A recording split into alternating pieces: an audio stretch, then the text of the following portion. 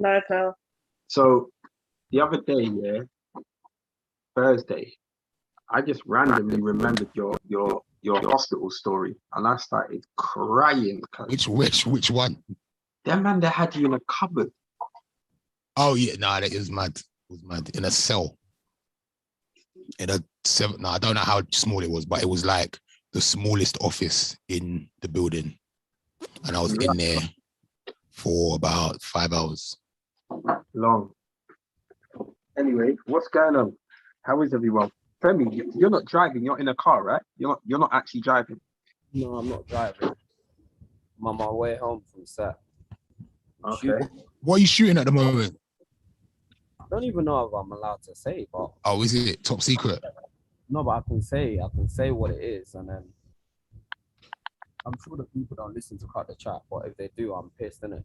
So I'm making a show about the evolution of Black British music.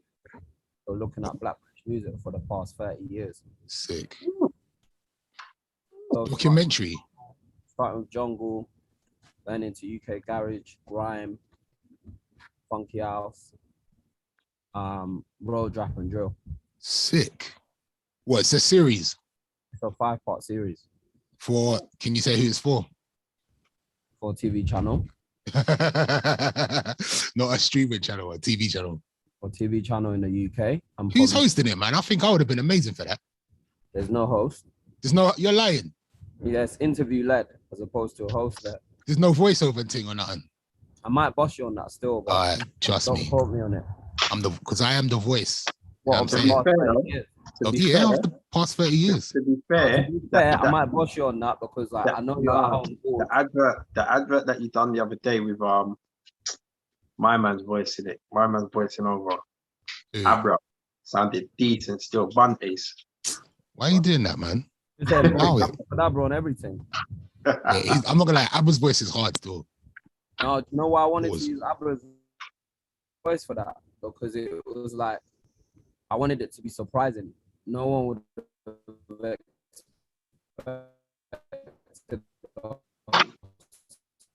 We're losing Femi. We've lost Femi. We've lost Femi in the source. So well gone, Ace. How you doing today? How you feeling? I'm good. I'm back on the radio. He does, right? Oh. You know what I mean? Femi's voice just caught up. I'm good. I'm back on the radio. So there's something for me to do during the day, which is fun.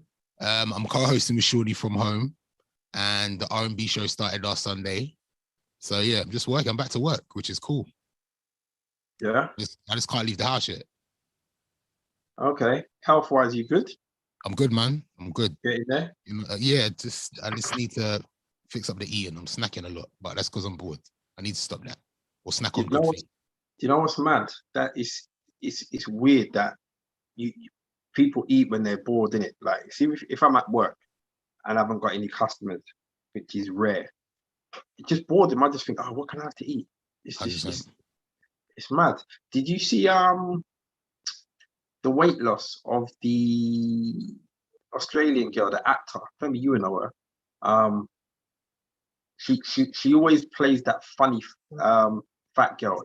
She was in what's that singing film? Oh, yeah, I know you're talking about. What is the name of that film? It's not. Oh my God, what is the name of that film? Is it Pitch Perfect? Yes, Pitch Perfect. Okay. Yeah. Have you seen her weight loss journey? Nah. You wouldn't recognize her. And what did she say she did to lose the weight? She just got fit and ate better. But basically, she was doing an interview and I was watching it, and an issue that she raised was she's an actress that has made millions in her films. She goes, when she told her team that she wants to kind of get her health in order and start eating properly and lose weight, her team was like, why do you want to do that? Like, why would you want to do that? And she was like, what? And like, yeah, but you're the funny fat woman. That's your brand. Basically, yeah. That's basically your brand, yeah. That's your brand. I get it. They must have been worried. They're stressed, boy. When bro. Might When not I be told fucking. you, you won't reckon. You would just look at her and No, think, no, I've got a picture of her. I've got a picture. why do I recognize this woman's face? That's all that will happen. You would just Yeah, be that's like, why true. do That's I slim recognize this shit. woman's face? But what she did say is she had to kind of look at herself and realize that her eating was basically for comfort, you know, like, because she realized like she wasn't dealing with fame properly. Do you know what I mean? Like, so she was eating as you know as comfort and whatever else. But she goes, the sad thing is that she's got more interest about her weight loss journey than she's ever had for any of her films. Wow. And That's then the world. you know, she was like, is this what women need to do to just get Attention. just lose weight? And Like the the thing way is, she broke I do feel like her movie career will suffer because that was she was kind of typecasted as that was her thing. but That is her brand. I don't think it will suffer, because even when it's weird and this is bad, but even when watching her interview, I took her seriously. Do you know what I mean? Like before. No, but if she's a comedian, then she's not as funny anymore. But I don't know if she's a comedian. She just does comedic roles. But that doesn't necessarily mean, do you know what I mean? Like, I don't think she was like I don't know, she might have been like, but I don't think she was a stand-up comedian and then just started doing film. Like, as you said, she got typecast. But when I was looking at her today on this interview, I just took her like seriously. So she wasn't the token fat, funny girl. You were just and that's not good. And obviously that's what she's talking about in her interview. But yeah. Big up to her, man. Big up. Hopefully she gets some more movie roles. Yeah. Is Australia on the red list, by the way? But there's so much movies in Australia. I don't know. Femi. Yo. How do you feel about Nigeria being on the red list, bro? It's a little bit racist, isn't it? Let's be real. Because I went Nigeria and they were more strict on COVID than here. I went Nigeria 2 weeks ago. They were like, you had to wear a mask to go everywhere. They were checking temperatures. They had these sprays. You know the toilet spray that you got, yeah? And that you get where it spritz out whatever it's inside it. They had these sprays, but they filled it with antibacterial and they were spraying it on your hand. Whenever you walked anywhere, they were on it. I'm going underground, so it might cut out, but it's mad racist. I mean, I've heard a lot of people say that, and I think a lot of the reason that people are saying it's racist is because there are more cases of the Omarion variant in Europe than there is in. I think there was only like 7 cases in Nigeria. Sorry, Ace, did you call it Omarion? That's what everyone's calling it. That's funny. There was more cases in like Germany than there were in Nigeria, but Nigeria happens to be on the red list, which is interesting. You know what? I feel like a lot of people are worried that Ghana's next. They realize, that 99.2% of Black people in this country dip out to Nigeria and Ghana for the Christmas and New Year's, and they don't want that. They want the P. They want the black pound this year for Christmas and New Year's. Because I know bare people that are making big plans. Their plans have just been shed now. No, apparently the hack is, you fly to Nigeria, then you go to Ghana for 10 days. Yeah. And you fly back. That's the hack. Yeah. That's what my sister said. So what if Ghana ends up on the red list though? Then she can just there, innit? Have you seen that film The Terminal with Tom Hanks? Yeah. That's what you gotta do. Stay in the airport. Bro, don't just get stuck somewhere randomly because one country don't want you back and one country don't want you in. Yeah, don't do that. That's long. That's so long. Apparently, that's the reason that the Millennium Tour has been I'll cancelled. be real, yeah. That's the reason that what? Sorry, Ace? The Millennium Show, the Millennium Tour show, the Omarion and them, man, because of them, they're basically scared to get caught over here and not be able to fly back to America. So the Omarion and Bow Wow show is not happening. Yeah, I think they're trying to reschedule it for next year, but they've cancelled the show. when a lot of people saying that they caught COVID from the Wizkid concert from the last one. I did hear that, you know. What are they calling it? The Wiz flu or something? Wizkid flu or something.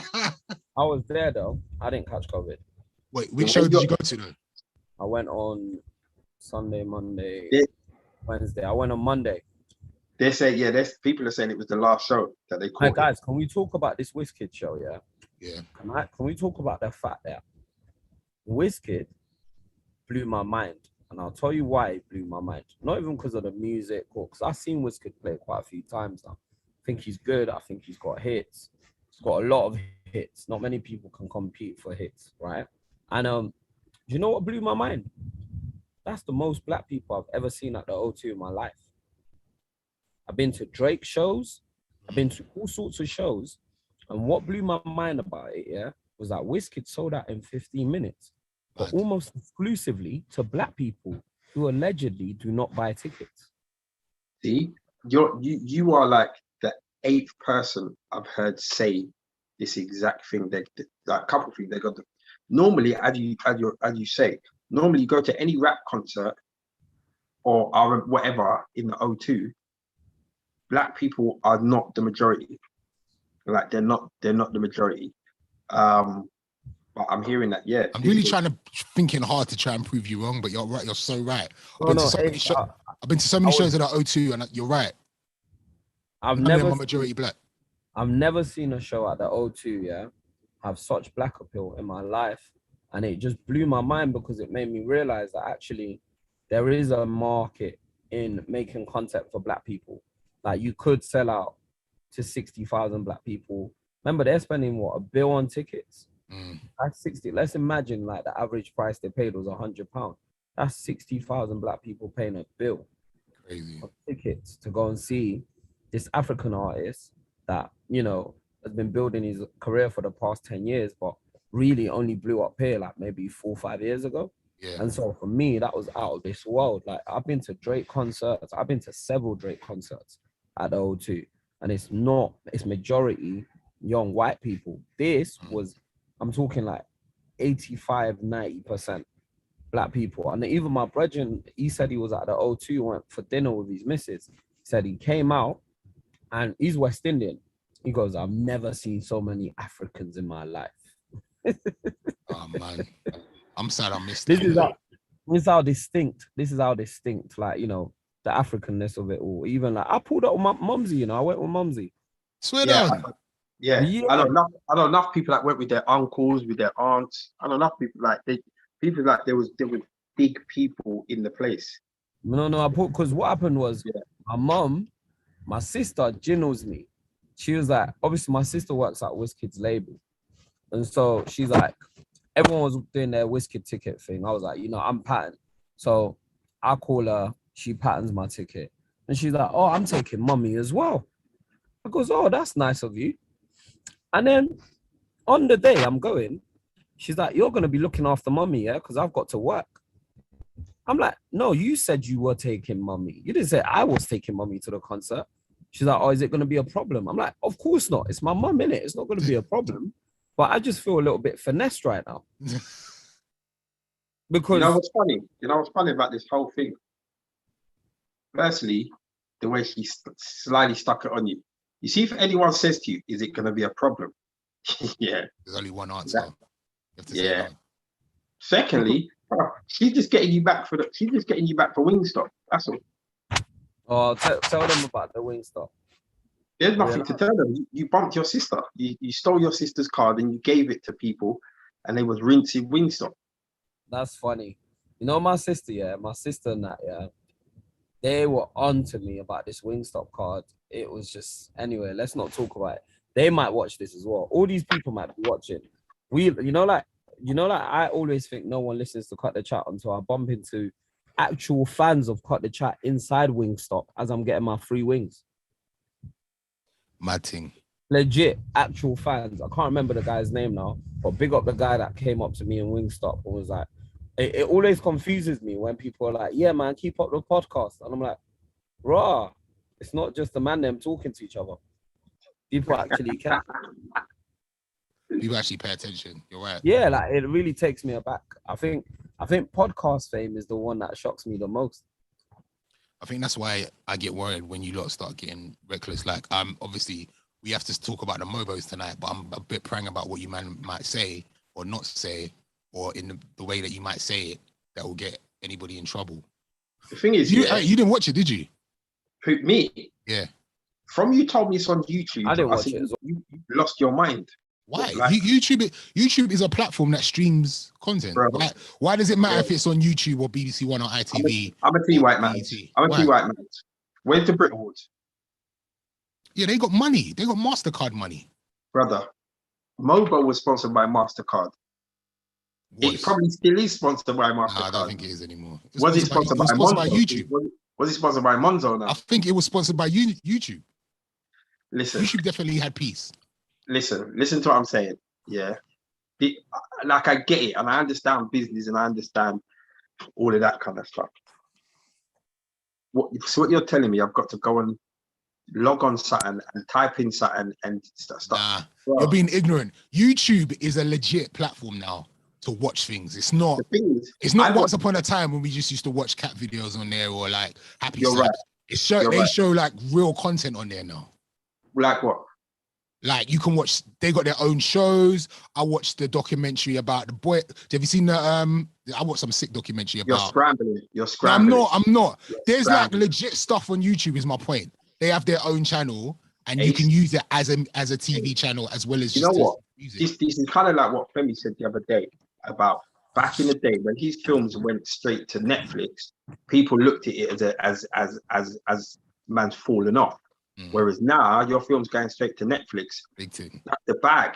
So I get it. I understand that YouTube as a platform, people watch YouTube, but for the UK's biggest Black Music Awards, man shouldn't have to be going onto computer or on man's phone and all that to watch that, bro. No, bro. Hey man, you're being an uncle right now. You're 100% being an uncle. You see YouTube. You see YouTube is on TVs. Yes. You're absolutely correct. It's a channel you could go to on your TV, bro. You're absolutely correct. I know it is. I'm not disputing that. But you see when I come in my house, yeah, I'm picking up one remote control because, yeah. Look, I am being an uncle, and I admit that I'm being an uncle. But for me, I just looked at it like, nah, fam. Nah. You know what it is as well? More people have got access to. More people probably watch YouTube than watch BBC One. Facts. It's a bigger platform, bruv. It's actually big. Facts. More people watch YouTube than BBC One. I'm not saying it's not a big platform. At no point am I disrespecting YouTube. And YouTube's got a billion users. Okay.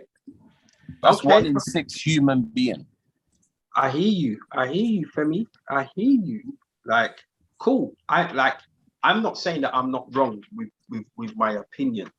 Yeah, I'm not saying I'm not wrong.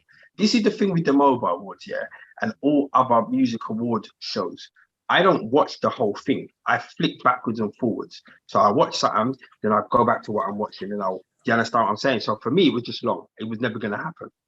Yeah, that's the honest truth of it. Like, I wasn't going to sit down and watch the Mobos from start to finish.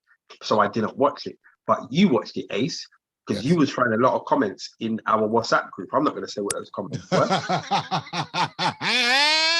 Yeah. I will say this. I think the performances were A1.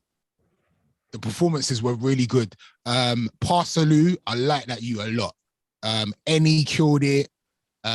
Gets obviously entered the show well. Big up to him. He won Best Male as well. Who else performed? Potter Paper, Stephen Banks. It was a good lineup. The show was good. I missed the Bree Runway at the beginning, but all the performances I saw were great. Staging was right. It just looked good. You know what I mean? And what other highlights do I have from the show? DJ Abranti. It was the first time we saw him publicly since he had his stroke 4 years ago, and he's worked his way back. So it was awesome to see him on the stage. And I don't feel like there was any controversy with the winners, which there always is when a award show happens. People get upset about who won what. I don't feel like anybody can really argue with any of the winners. this year, even if you don't follow a certain artist that won something, you wouldn't be angry with who won the award. So I feel like they got it 80% right. What? Right. Okay. So this is the thing from what I know, yeah. And I've said this for years. You see award ceremonies, whether it's music or film, I honestly believe, and I stick by my view, is that they should be hosted by stand-up comedians. And the reason they should be hosted by stand-up comedians, because a stand-up comedian's job is to talk to a mass of people and keep them entertained. When they have special guests, like I think it was Munya and Leanne Pinnock.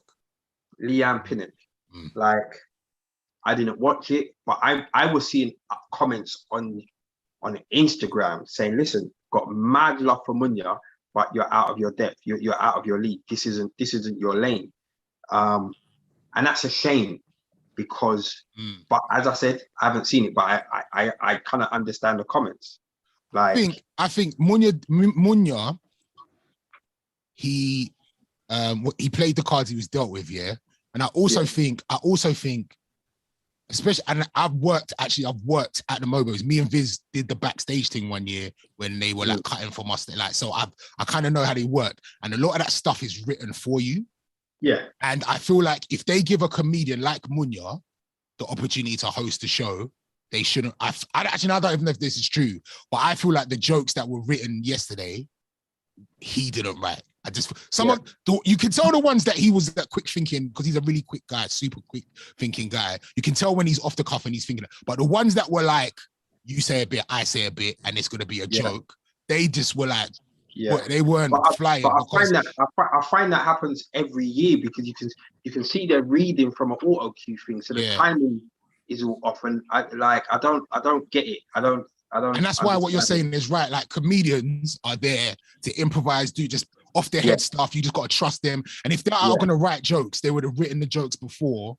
Yeah. And, you know what I'm saying? And I feel like that's also why they kind of brought, and I feel like the Eddie thing, again, I'm just speculating. I feel like them bringing in Eddie was definitely last minute because they knew they needed that off the cuff person that can just bust joke in the crowd. Something happens, I'm going to react to it.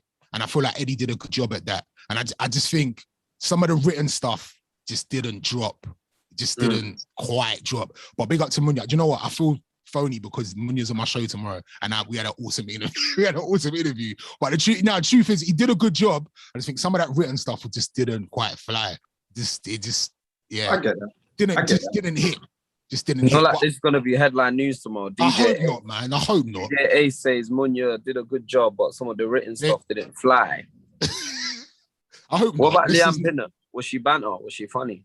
That wasn't really what she was there for. Obviously, like, she was like doing the setup jokes. Right. Just brief me. Who is Leanne Pinnock again? I know the name.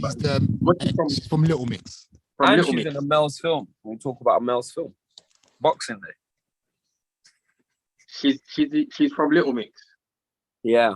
They just broke up. See, all of that kind of stuff there, yeah. I don't know. But you know, if somebody gives you the opportunity to get the bag, why are you not going to take it? I don't think there's a bag in Mobiles. Whatever it is, whether it's financial, whether it's getting your Ace, is their bag? Is their bag? Ace, you're on mute. Well, we can't hear you. Ace, is their bag in Mobiles? Yo. Yeah, better. Okay. Their bag.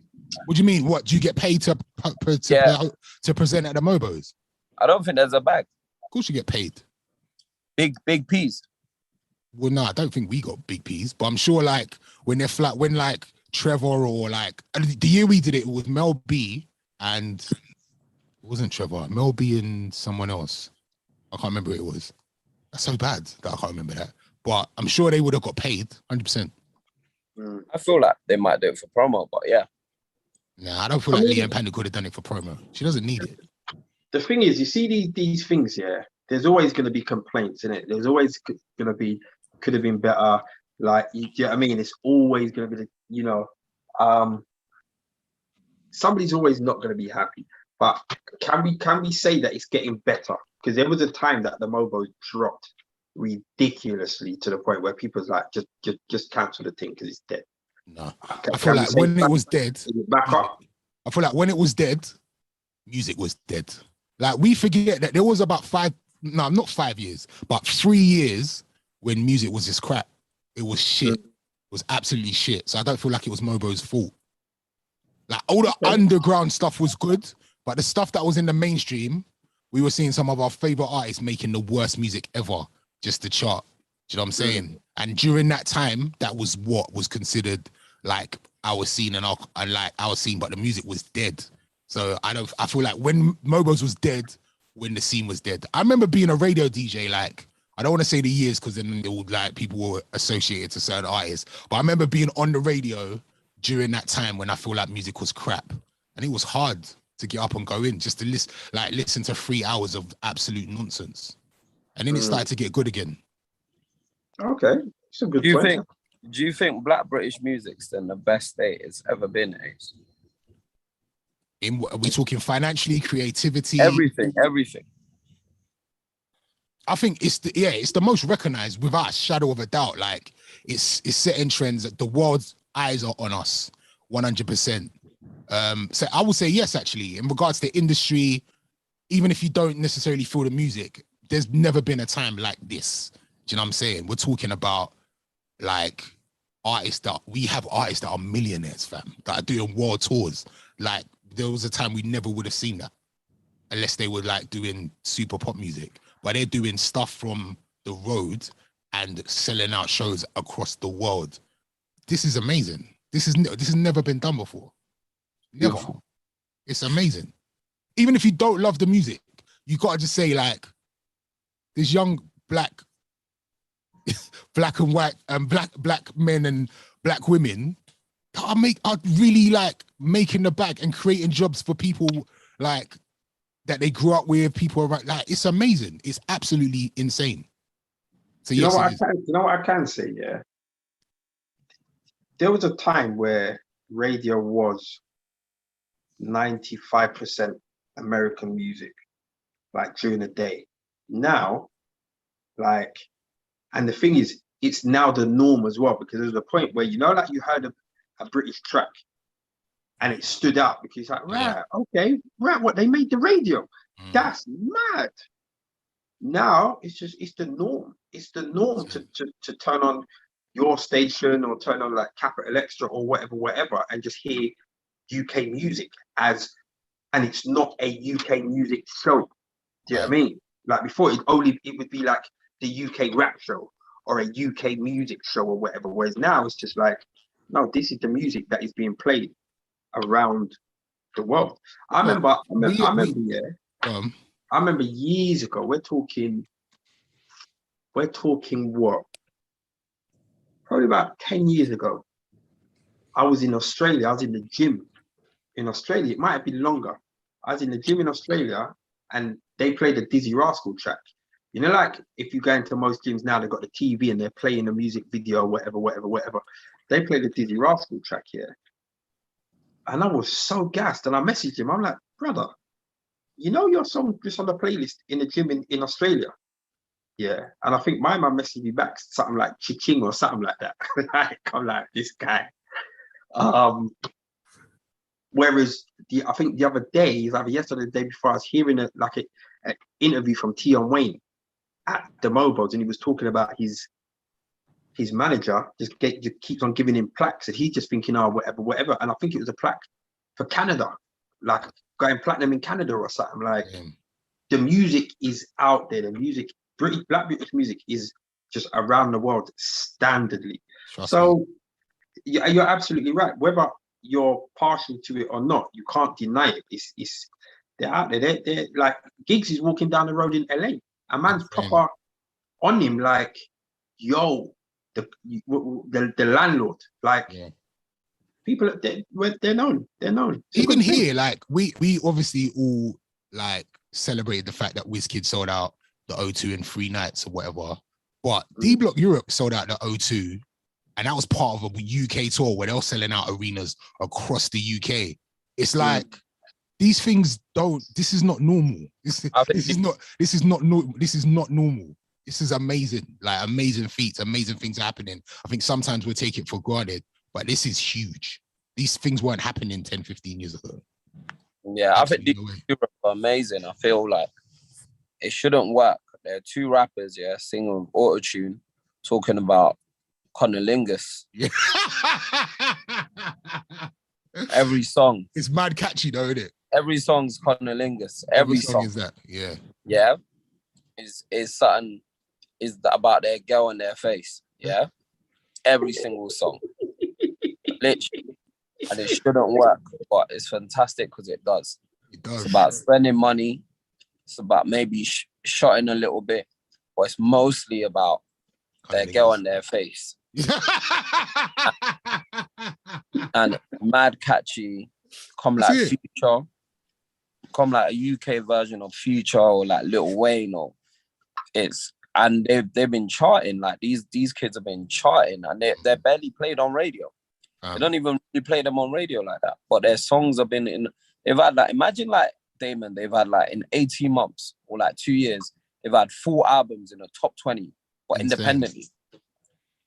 Insane, man. Look at like what Young T and Bugsy did during quarantine, and they had the most played record in the world. Don't rush. That was a global smash. That was a global people didn't even know what they looked like, but that was the biggest record on social media. Like this stuff is not normal, bruv. Like, isn't one of them man they married or something? Young Ads, I think Young Ads is married. Is it that one? Yeah. No, you see that man there, yeah. You know what's nice about what you just said about Young T and Bugsy, yeah? Like it wasn't a plan. Like it was a plan, because your plan is always to be dominant in whatever field you're in. But it's like, you know, like it wasn't manufactured. It wasn't like an X Factor where Simon Cowell said, listen, if this is what we're gonna do, this is the plan, you're gonna be this. Them man were just doing what they loved. Yeah, doing what they love. And you got the most played song in the world. Just off of just doing what you love, that probably started off in your bedroom or on the block or youth club or something. Like that's wild. That's absolutely wild. I was having a conversation in the barbershop the other day about school and the curriculum and all these different programs in college that, you know, like you can get degrees in everything now. Yeah. And people were questioning, like, why are we changing things to accommodate the odd one or two who don't have the capacity to just sit down and listen in class? Do you know what I mean? Or don't have the capacity to just do basic maths and English.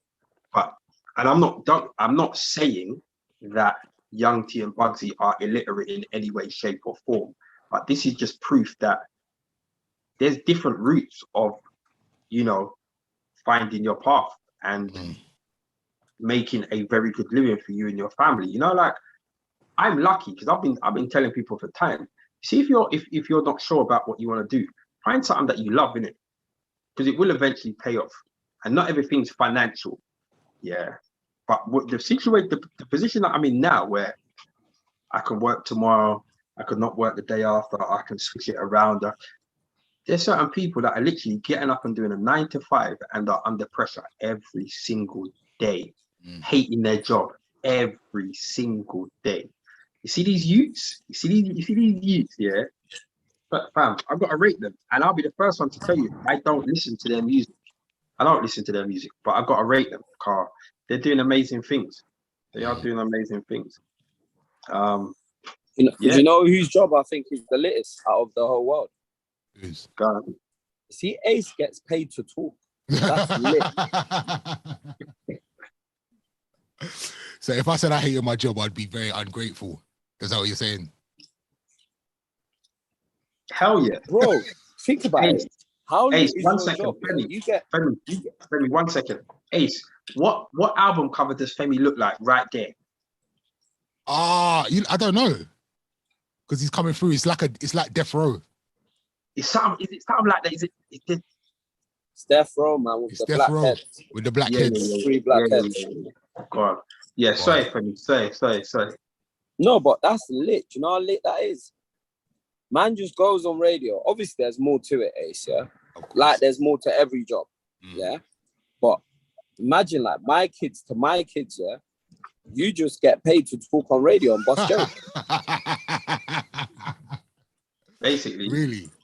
Yeah, you just go on radio. You go on radio and bust joke.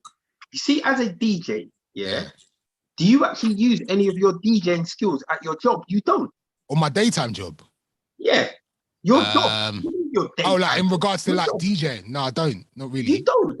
No, but I have to have a personality. I have to know about music. I have to be knowledgeable. Forget that. I have to be knowledgeable. I have to be able to project my voice. I got to be able to ask questions and do interviews. Is right, and I agree with 100%, because what your skill set as a DJ, you're like #1 R&B DJ in the UK. Yeah. You use none of that talent on your technically your 9 to 5 job. I have broadcasting talent. Not everybody can do this. And it's evident because I listen to radio sometimes and I'm like, you're actually not good at this. But there are like, I'm very good at this. I've been doing this for a long time. Not everybody can come on the radio and just do the thing. You know what I'm saying? Big Ace. Man, them are not trying to put you down here. No, I hear you. Man, I want you to know that there is a skill into broadcasting and conducting cohesive interviews and projecting the voice, hitting marks and hitting music and ramps and jingle idents and all of that kind of stuff, and driving the desk. It's hard. You know one thing I give you that, yeah? One thing I do give you. You see, when you're talking on the radio, just the ability of turning the music down when you're talking and then turn it back up. That is not hard. I rate you. It's not hard. I ride the thing. That's it. No, it's not hard. Say that again. Don't ever say that again. Yeah. Why for that? Yeah. Firstly, but I rate that. Yeah. I can't ride the thing. All right, sir. No, I'll be honest, man. Them, it just dawned on me. I think it's a fantastic job. You should be grateful to God that you've been able to do it for like almost 25 years now. 100%. Wait, why are you adding years on, fam? Don't do that. How many years? August of next year, it will be 20 years. Okay. That's a lot of years. Well, then, let's hope we get another 20 years out of you. And hopefully, imagine this. Maybe not in the same way, but yeah, I hear you. No, but listen, imagine, like Jenny Francis, the Lady of Soul, her voice was iconic. Her show was iconic. Yeah. Imagine if you kind of take over that. You're like DJ Ace. No, there's only one Jenny. What? There's only one Jenny. I know that, but at some point, you understand what I'm saying? That because right now, I get it. You're on Radio 1 Extra, cool. But imagine, you see, you're everything R&B. Yeah, that's what man logs in. You know that people listen to Jenny Francis to put themselves to sleep, to have sexy time, for all of that. Can you imagine? Can you imagine if people started walking around in the next 5-10 years talking about Ace? I name my son after you because that mix that you've done. Yeah, come on. Are you mad? Like, you know what I found interesting? Dave, you know what I found interesting that you just said? What? You see, like, sexy time, sounds more come on. acceptable than sex. Sexy time sounds more acceptable than sex. I hear what you mean. Sexy time just sounds sexy time sounds playful. Well, look, sexy time. Why is that? I don't know. The sexy time, but sexy time doesn't actually necessarily mean it's sex, innit? Like you're just stroking. You understand? You're just like yeah. You're just like Imagine that, Ace. Do you just have do you have sexy time with your hat on? No, I don't think I ever. Am I? Sorry. No, no,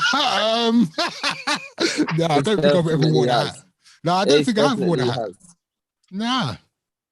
Definitely have, bro. Definitely worn socks. That's about it. Backwards. Who are you asking your producer? Old school, like my hat. Yeah, I'm asking the producer. Have I ever had sex with my hat? No, don't think I ever had sex with my hat on. All right. Seems that your producer's there, yeah. I feel like I'm betraying now, though. What going on?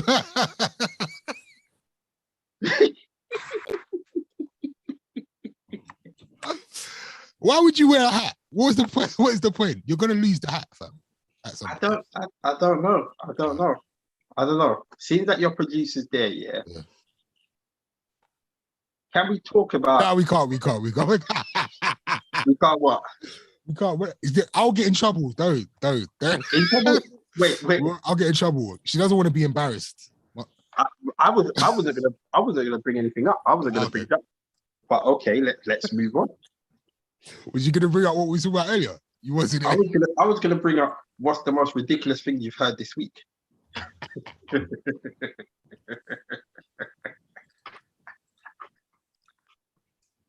Ace, Femi's back in the building. you're good at gossip. Talk about Jussie Smollett. Ace, fix your microphone, fam. Jussie Smollett. Ace, are you there?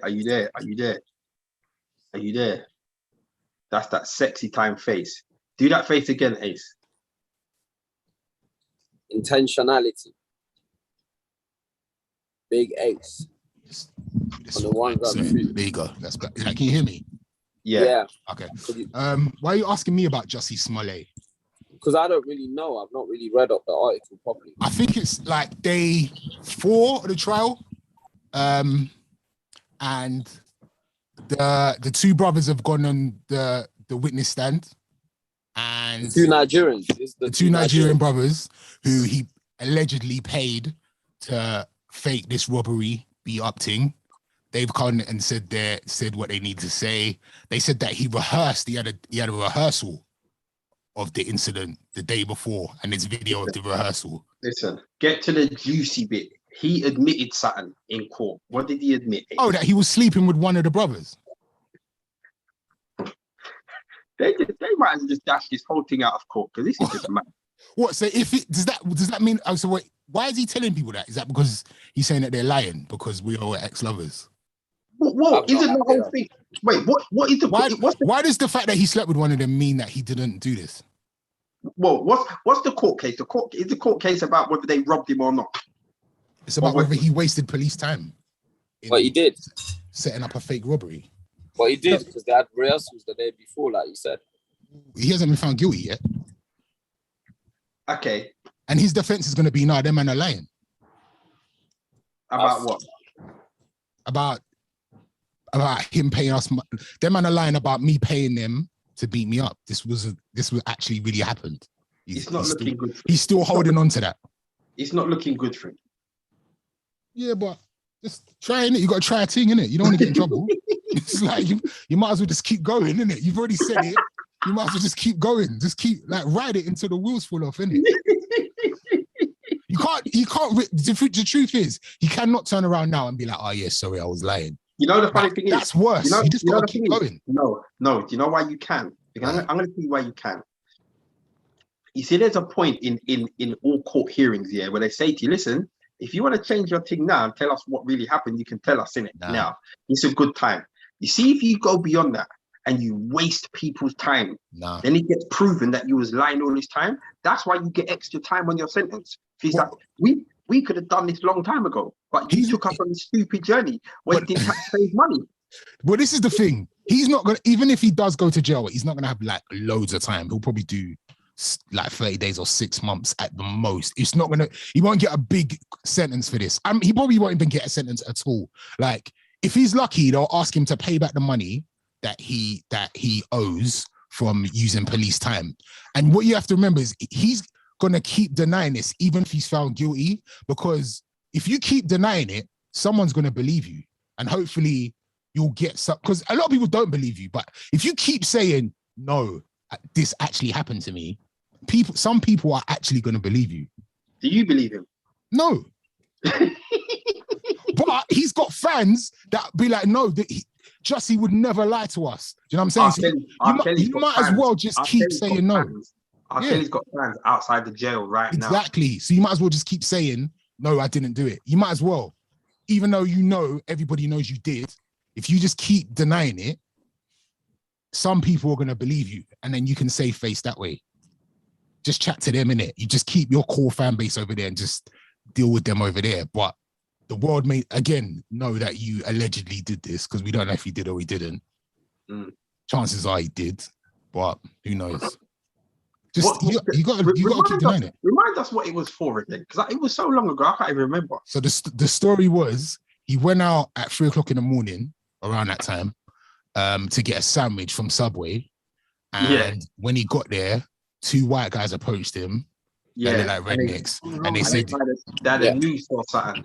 Yeah, they had a noose. They said, "You're that F word, N word from Empire." Yeah. And I think he got rude to them, and then they beat him up, poured bleach on him, and put a noose around his neck.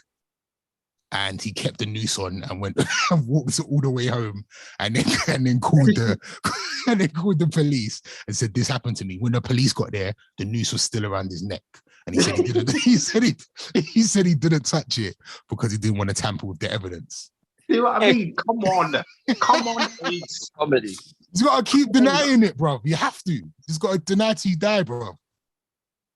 You have to. Man said he didn't want to tamper with evidence. Yeah, take that off your neck, bro. What's wrong with you?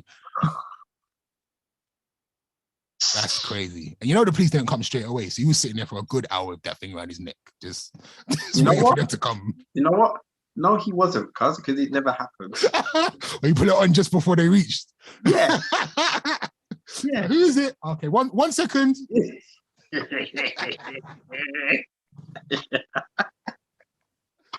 Oh man! But also that goes to show, like, I was talking about this on the radio with Shawnee today. Like, he obviously thought their man were his brethren, isn't it? And as soon as it got hot, they just exposed him. Bro, like, you gotta be careful who your brethren are. I was talking about the girl from Love Island who was caught in Dubai. Allegedly, actually, we don't know if she was actually doing it, but it looks like she was sniffing coke, yeah, in Dubai. Oh, yeah. I heard about that. And for me, like, a lot of people are like, "Oh, she shouldn't be sniffing coke." People do that. It is what it is. I don't do it. My people don't do it, and nobody I know does that stuff. But for me, the bigger story is who shot that, because she's obviously that could only be your brethren that has shot that video. That could only be somebody that you consider close to you, that you got comfortable enough to do that in front of. They've shot that and they sold it to the Sun. Mad thing. That's not your brethren. You know what the worst thing is? This ain't like 20 years ago. You're not getting that much pee for these stories no more. Nah. You don't. Like, I remember I used to cut one rapper, and he told me to sell a story about him. He's like, because I think the tabloids or paparazzis or whoever they are were getting at his people, and they were offering his people like 20, 30 racks for a story about him. And he was like, you might as well do that. I said, what? I said, brother. I said, all right, I could have done with the P, but like that. What are you gonna say? What does he want you to say? No, I know what it was about. Oh, okay. Don't get me wrong, I know what it's about, but if the word got out, you know, like how you've broken it down now, that can only have come from a certain. Yeah.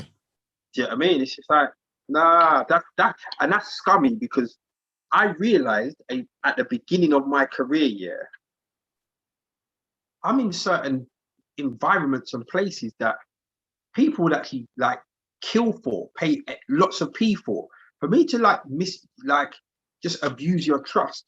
Bro, I'm around jewelry, I'm around money, I'm around people's families, people's kids. Like, what, to just start? Nah, I think that's the biggest violation. 100%. That's a mad violation. Like, and it's blatantly not like, so like, I've heard about situations where a brethren's been snapping in a club and a man's been caught because he's in the back of the snap. Yeah. Like, them things happen. That's an accident, isn't it? Like, that's an accident. You've got your brethren in trouble because you were in the club, you were snapping, whatever, and he's been caught doing something that he shouldn't have been. That's an accident. This person has got the camera on her while she's doing whatever, and you sold that to, like, that is F3. That is not your brethren. Like, that is not your friend. Even that, it's like, you must be aware. Bro, I'm gonna tell you how paranoid I am. Yeah.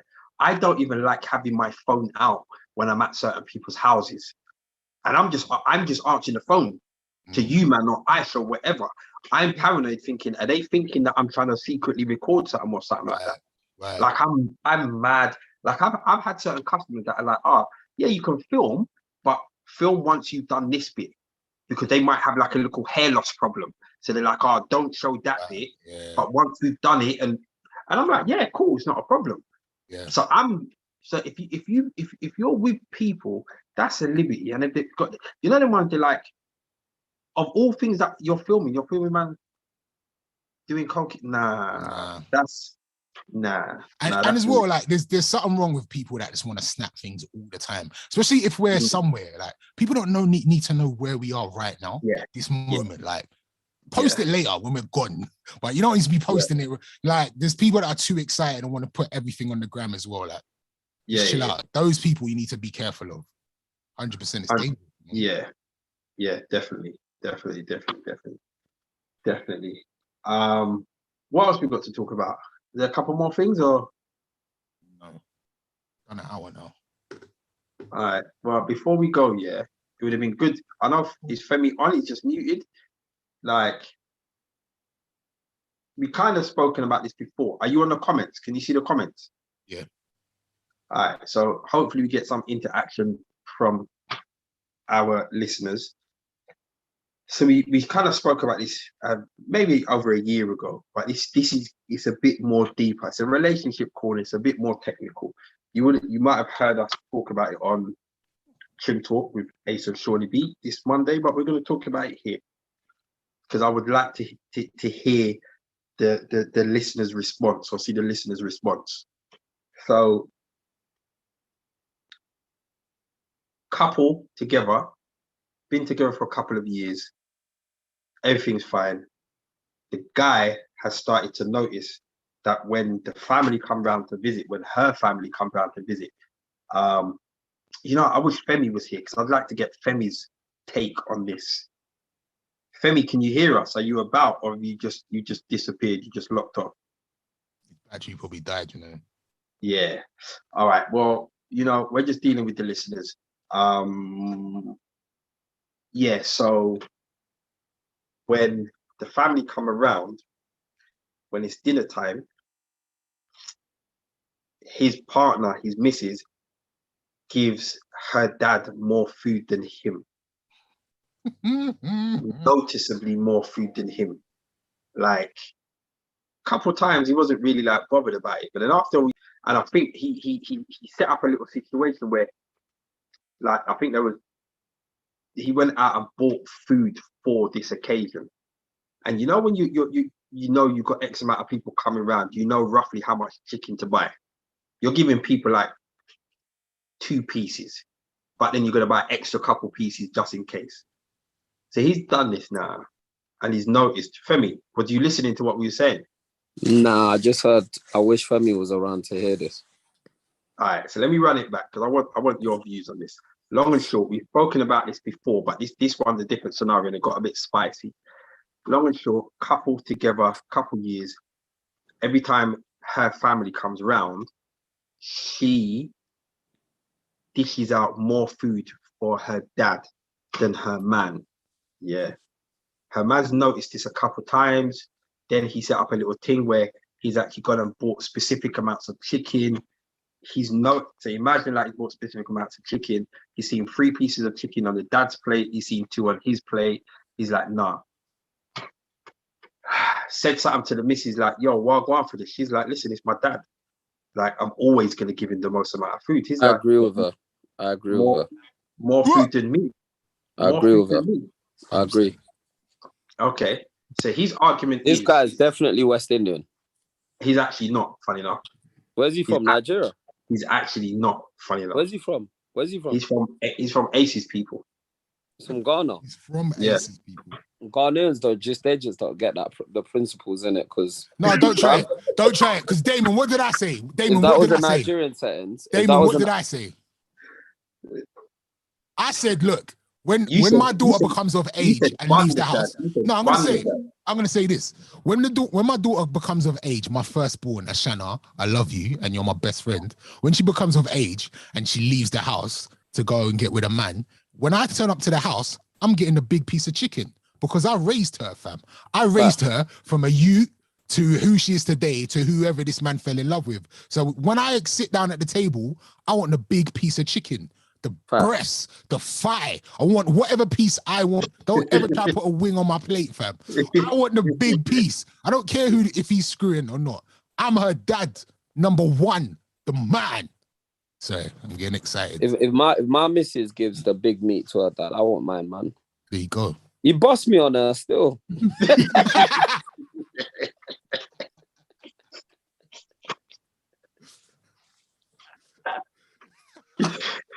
Oh, Damon would be upset.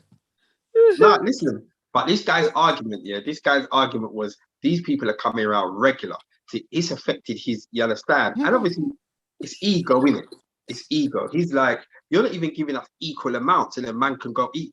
He goes, the maddest thing is, yeah, he goes, there's been a couple times where she's giving him more food. A man hasn't eaten it all. So he's like, what's the point in that? You're just wasting the thing. It's a cultural. Do you know what? It's a cultural thing. Man. It's a cultural thing. Do you know what it is? For me, it's a cultural thing. And also maybe because I was brought up in Nigerian culture. And you see, in Nigerian culture, in Yoruba culture, yeah, it's very hierarchical.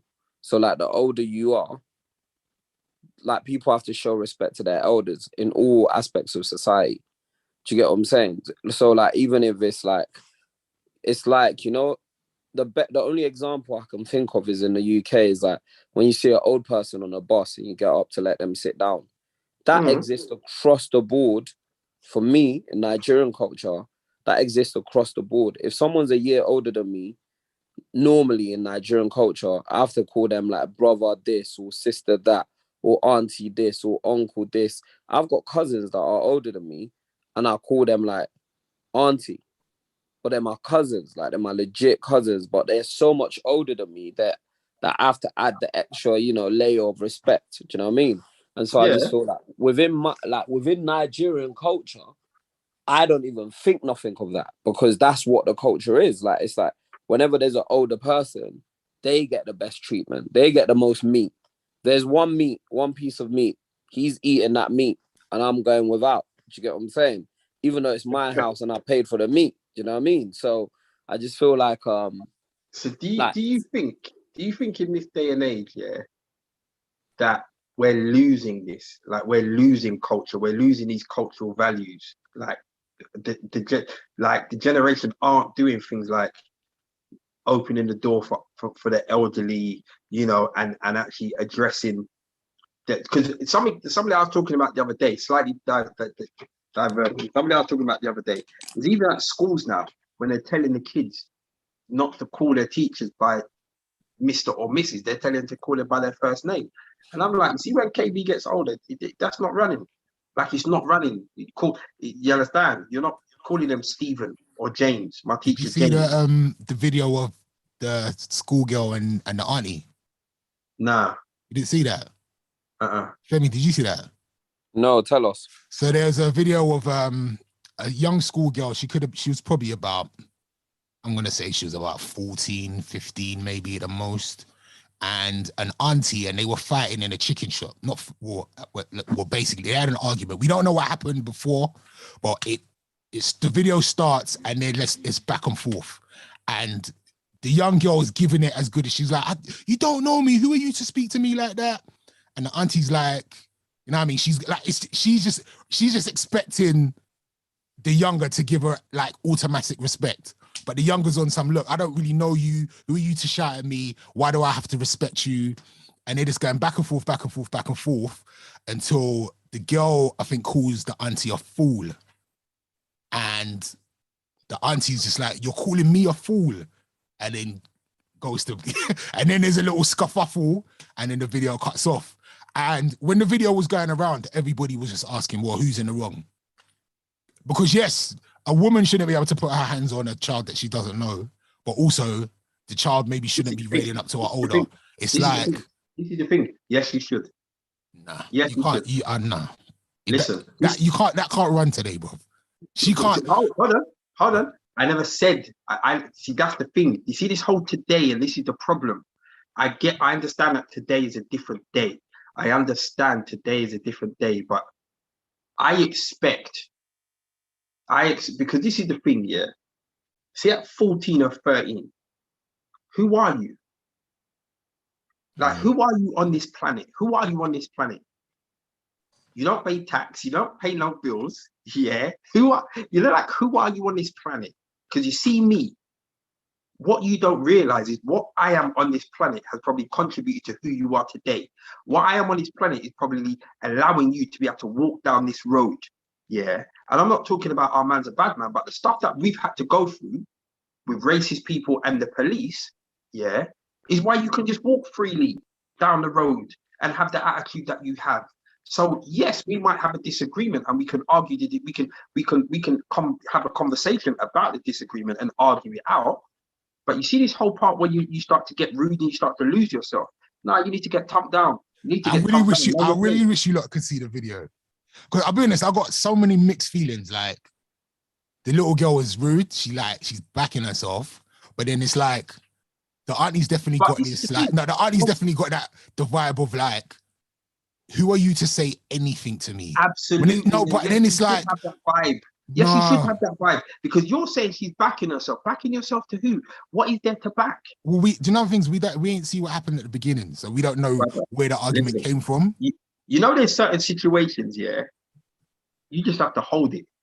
You just have to hold it. You just have to hold it. And this is the problem. See, these youngers today, they don't understand that concept of you just have to hold it. They believe they are as big and as bad as anybody out on road. Yeah. Where the reality is, you just have to hold it. Shut your mouth and hold it. It's not this, but it is what it is, isn't it? It is what it is. Person's older than me. Look, man's older, man's wiser, man's more intelligent. Yeah. Shut your mouth. You've got nothing to say to me. Absolutely nothing to say. Nothing at all. Nothing at all. Unks, can we talk about wicked and bad then before we go? I know people want us to talk about it. Do you know what though? I don't have I don't know if there's anything to say. I don't know if there's anything to say about it. But what do you want to say about it for me? Because based on Bouncer's fight with arms, I think you could have him anyway. So run the thing. Say what you want to say. You know what, Bouncer a few times, he seems like a really cool guy. 100%. And I feel like we all make mistakes and we all it's complicated, right? So then obviously, just to give context, Little Man, not our little man, Little Man is vertically challenged person. I don't know what the word to use for that type of person is. Dwarfism, ain't it? Yeah, so he's got dwarfism. And so he was doing like funny things online. This is how I know about him. He was doing funny things online, but it was a guy who was in jail. He did this really funny video that went viral. Came out of jail. He had then started doing online videos that were funny. Was managed by a bouncer. He was Krypton Conan's brethren that was also had been in jail, came out, turned his life around, became manager, was managing Dig That, this rapper. Then started managing Little Man.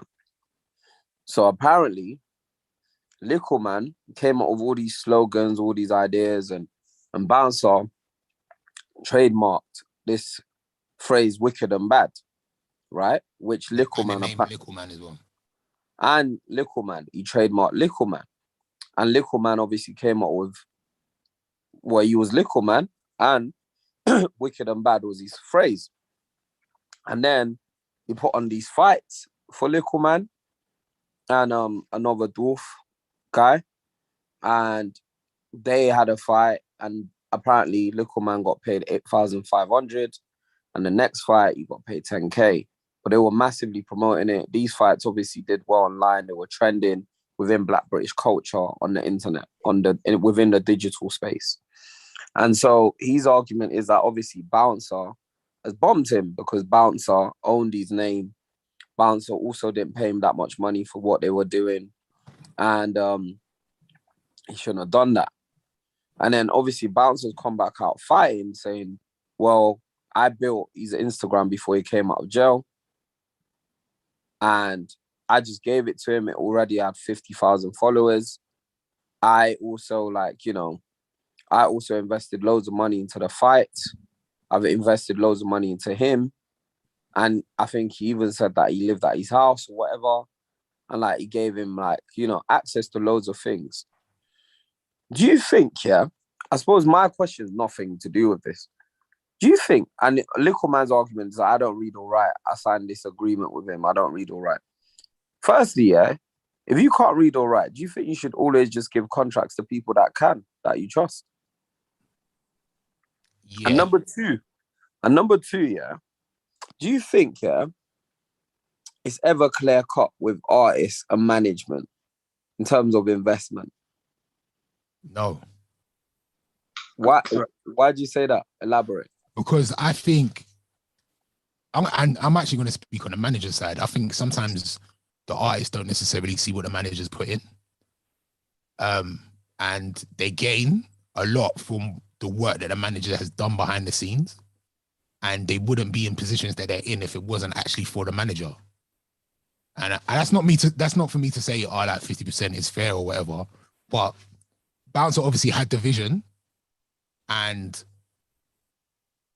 started the Instagram and started to get all the ducks in a row for when he got out. And then he came out and it started popping, it started to move.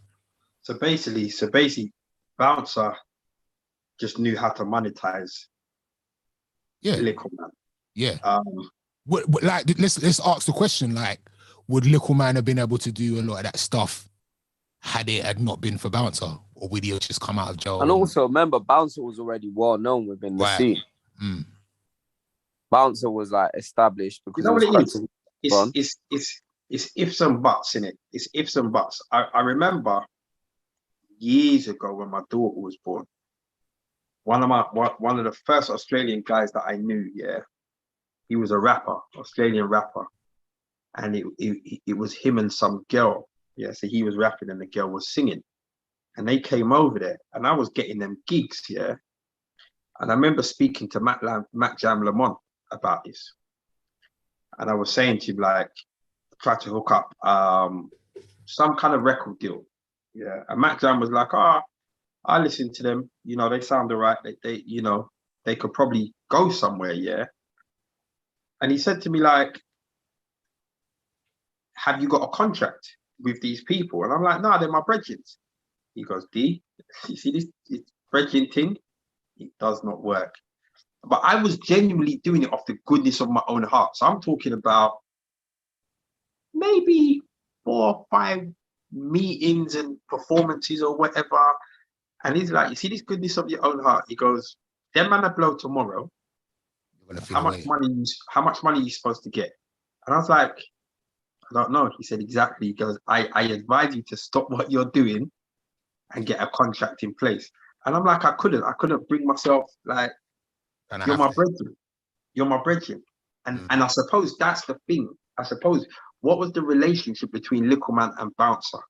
Because if they were kind of brethren and it crossed over before man was like, yo, let me manage you, then obviously there's a situation there, because as brethren, you feel that people are going to do stuff for you for free, and not free, they're just going to do stuff for you because they're your brethren. Yeah. When money gets involved and business gets involved, it gets very, very technical. One thing a lot of people were talking about was the 8.5 bags for the first fight and the 10 bags for the second fight. I don't see a problem with that. I don't know if people are looking at Mayweather numbers or like, do you know what I mean? Like, what do people expect? You know something that I noticed? What? And you know something that I noticed, You see, if I give you $5,000 to DJ, at an event that I have every month, 5 bags to DJ, you're nice, innit? Because you're thinking, right, 5 bags, that's mad. You're the happiest DJ in the world. I'm doing a calculation. That's 60 bags. Do you know when you stop being happy? When you find out you're making 20. Exactly. Yeah. And my argument has always been, what's what I'm eating got to do with you? It's got nothing to do with you. What? God me. You understand what I'm saying? Were you happy? Were you always pocket watching? Don't watch my earnings, yeah? Bro. Because realistically, and this is where I kind of understand what Bounce is saying. Ace, all you have to do is turn up and DJ for 3 hours. I'm the one that's making the calls to the venue. I'm the one that's putting my P up front. I'm the one that's doing this. I'm the one that... See, when you're running out, doing your little man, wicked and bad, 2-minute skip, 5-minute skip, that's 2 minutes, 5 minutes. Let's call it half an hour. I'm doing a day's prep for that. You understand what I'm saying? So I think you're right. A lot of people don't actually see what managers actually do behind the scenes. I think managing is easy. Managing is not easy. I can barely manage my own appointments, but yet manage somebody else's career. Life. Their life. Their life, you're right. And there's so much expectations that come in. Like when you manage somebody, they're looking at you like, if it's not working, why ain't it working? And that's the thing. And when it's popping, it's like they forget all the stuff that you've done. When it's popping, do you know what Kanye West said that I found really interesting? I think this is extreme. He goes, in his Drink Champs interview, he said, he was chatting to a manager and the manager said he hates artists because they take 80% of his money. Go on. Of his money, even though they're the artists. No, but he breaks it down because it's like actually, because what Kanye was referring to is that a lot of the time the artists don't even come up with the ideas. Oh. So it's the manager's business plan and the artist is just following. I'm not saying this is pure, like I said, but it's an interesting way to look at it, right? If you're looking at from a really good manager, if you've got a really sick manager, yeah, like they basically should be coming up with like 80% of the ideas just to get 20% of the money. But this is the thing. It doesn't matter how good of a manager you are, if you don't have the artist to put that vision into, you understand? If you were that good, put it into yourself. Why did you not? You understand what I'm saying? Right. So you're right. And I don't think either side is right or either side is wrong. It's mad because without the manager, you haven't got the talent. But without the talent, you haven't got you understand? The talent needs being directed by the manager, but the manager needs somebody to direct. So, and the thing is, unlike sport,